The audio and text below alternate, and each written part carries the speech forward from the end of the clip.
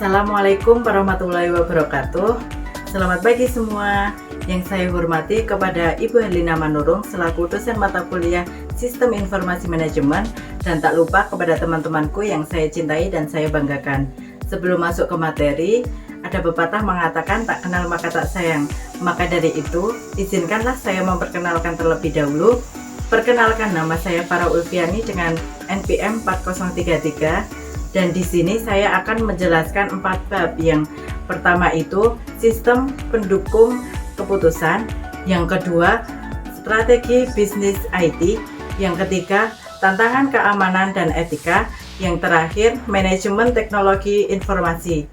Nggak usah lama-lama ya, langsung masuk ke materi aja. Bye-bye.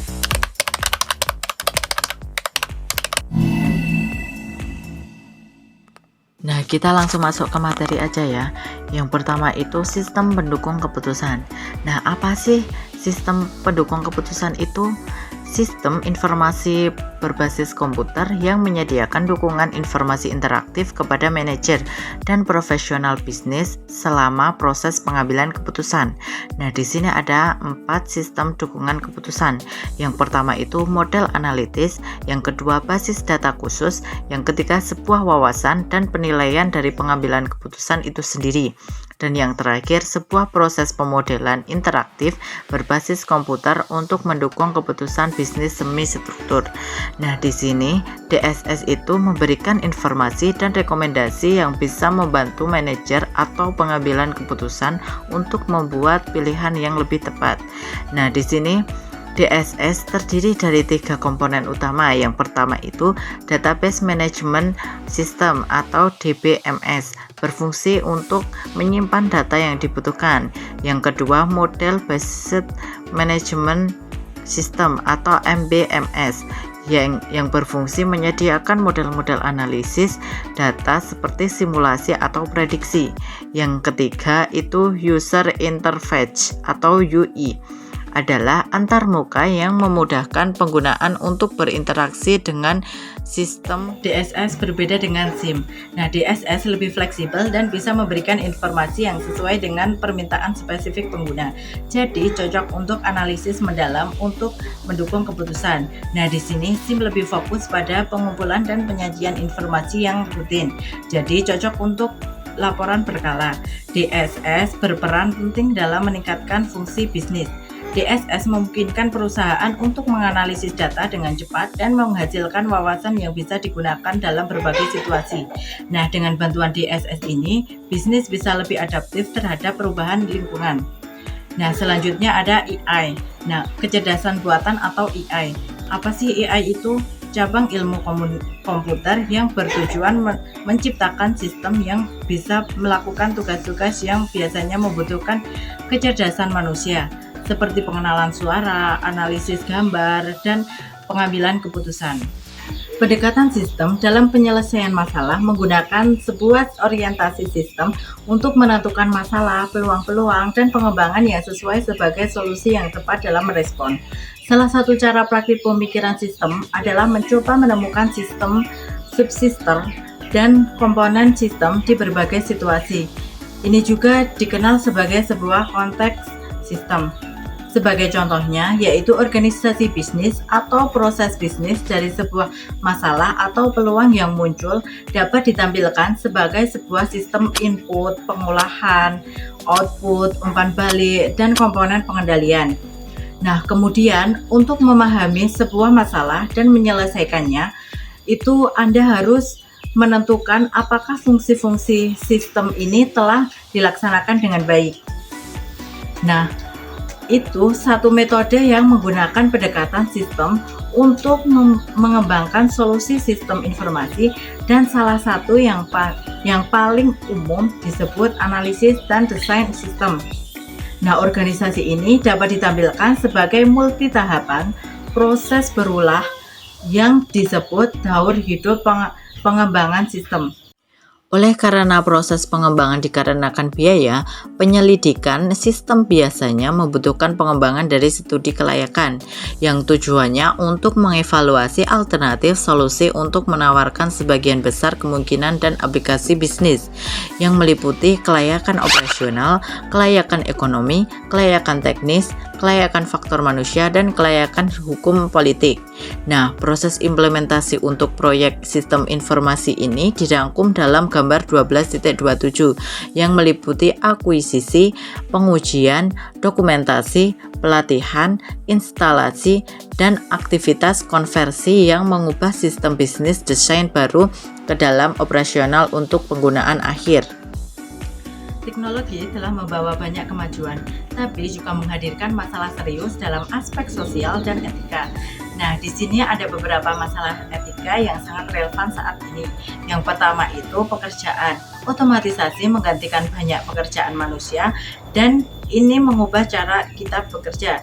Yang kedua, isu individualitas, di mana teknologi mengurangi interaksi sosial secara langsung yang bisa berdampak buruk pada hubungan antar individu. Yang ketiga, masalah kondisi kerja. Karena ada pemantauan karyawan yang berlebihan menggunakan teknologi, itu semua jadi tantangan etika besar. Yang keempat, privasi, di mana data pribadi karyawan atau pelanggan sering disalahgunakan. Misalnya, informasi sensitif yang digunakan tanpa izin atau bahkan disebar secara ilegal. Yang kelima, masalah kejahatan komputer, seperti pencurian identitas, hacking, phishing, hingga penyebaran malware yang merusak sistem bisnis. Semua ini menjadi tantangan besar dalam dunia bisnis yang semakin bergantung pada teknologi. Tapi di sisi lain, teknologi juga bisa membantu dalam keamanan. Kita bisa menggunakan berbagai strategi pertahanan seperti firewall, enkripsi, antivirus, hingga multifaktor authentication atau disebut MFI. Nah, untuk melindungi aplikasi bisnis. Nah, tentu ini sangat penting untuk menjaga agar sistem tetap aman dari ancaman seperti peretasan dan malware. Nah, sebagai manajer atau pelaku bisnis, kita harus selalu berpikir tentang bagaimana teknologi bisa memberikan manfaat positif tapi juga mengurangi efek negatifnya. Misalnya, kita bisa menerapkan kebijakan etika teknologi yang jelas dan mengatur penggunaan teknologi secara bertanggung jawab. Nah, selain itu, pelatihan yang baik untuk karyawan juga sangat penting. Mereka perlu tahu cara menghindari jebakan-jebakan yang ada di dunia maya dan memahami pentingnya privasi data. Materi yang terakhir itu ada manajemen teknologi informasi perusahaan dan global. Nah, teknologi informasi itu bukan cuma alat, tapi juga strategi. Nah, di sini ada 3 komponen utama dalam manajemen IT. Yang pertama itu mengelola bisnis dan strategi IT, yaitu menyelaraskan strategi IT dengan tujuan bisnis. Contohnya, adopsi sistem Customer Relationship Management atau CRM untuk meningkatkan layanan pelanggan. Selain itu, kinerja TI bisa diukur dengan indikator seperti ROI proyek dan uptime system. Yang kedua itu mengelola pengembangan aplikasi dan teknologi. Nah, di sini itu perusahaan fokus pada identifikasi kebutuhan bisnis dan mengembangkan solusi menggunakan metode seperti Agile. Nah, aplikasi ini juga harus diperbarui secara berkala agar tetap relevan. Yang ketiga itu mengelola perorganisasian dan infrastruktur TI yang mencangkup penyediaan perangkat keras, perangkat lunak, dan jaringan, serta memastikan keamanan cyber yang kuat. Pengelolaan ini membutuhkan tim TI dengan peran jelas untuk mendukung operasional dan inovasi.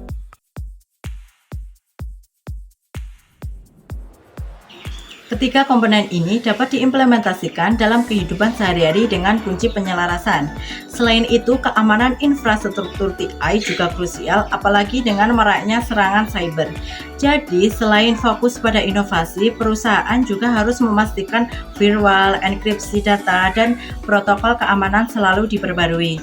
Nah, kemudian manajemen TI dalam konteks global ada tantangan besar, seperti perbedaan budaya, regulasi politik, dan kesenjangan geoekonomi. Nah, perbedaan bahasa dan regulasi seperti GDPR ini di Eropa seringkali menjadi tantangan besar. Namun, semua tantangan itu bisa diatasi dengan strategi TI yang terintegrasi. Nah, seperti memanfaatkan ERP berbasis Port, otomatisasi transaksi global, dan personalisasi layanan pelanggan. Terima kasih buat kalian semua yang sudah meluangkan waktu untuk menonton video kali ini. Semoga apa yang saya sampaikan bisa bermanfaat untuk kalian semua. Jangan ragu untuk bertanya jika materi yang saya sampaikan kurang jelas. Sekian dari saya. Wabillahi taufiq wal hidayah. Wassalamualaikum warahmatullahi wabarakatuh.